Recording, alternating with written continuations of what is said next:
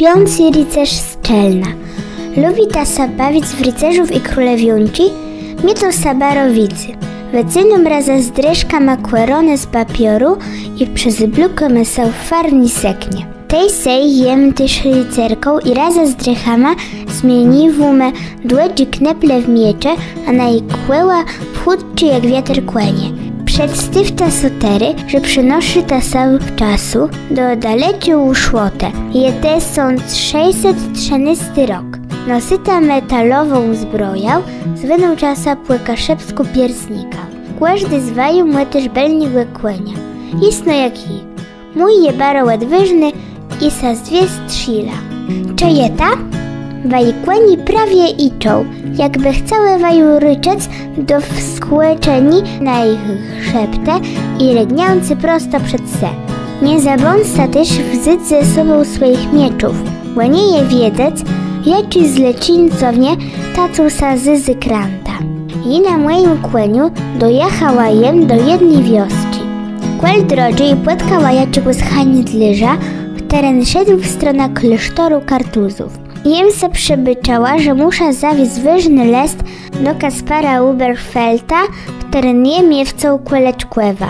We byczce, jak sa zwieta wies, do jaci jem prawie dojechała, i jaci wyzwoni my kłescą, jaci stoi tam na górze. I zapytała kupca. To cielno. A questu my wezwanie święty Marii Magdaleny. Może chcesz kupić ode mnie ci lece płych kłeżechów? Idę łestr zima, a taci kłeżechy drangłe je kupić w kłelim. Prawił kupc. Nie, Bóg zapłać, jem rzekła i regnała prosto w czerenku kłestoła. Świątnicę w Czelnie i by miała płetka ceczego z człowieka, teren płemorze mnie nalist Kaspara Uberfelta, miwca tych zemiów. I płemyslała. Jem miała prawda. W prezbiterium przed łyłtyża stoił probłaszcz. Do razu mnie ustrzył. Niech będzie pochwalony Jezus Chrystus i by chciała pogadać z was do Uberfelta. Muszę dać mu ważny list.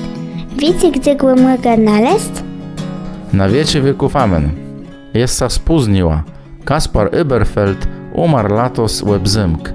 Możesz saleno pomodleć za jego desia. Proboszcz zaprowadził mnie do placu, gdzie wasta Kaspar wastał płychłewuni. To je do krypty w czeleńskim kłascele. Zrobiło mnie sa smutno i uklekła tej przed epitafium i odmówiła modlitwa. Nie oddała jem Kasparowi Uberfeltowi wyżnigłe listu. Było mnie żyl. Wracając do domu i myślała o jego grobnej place. Była nadzwykłewi.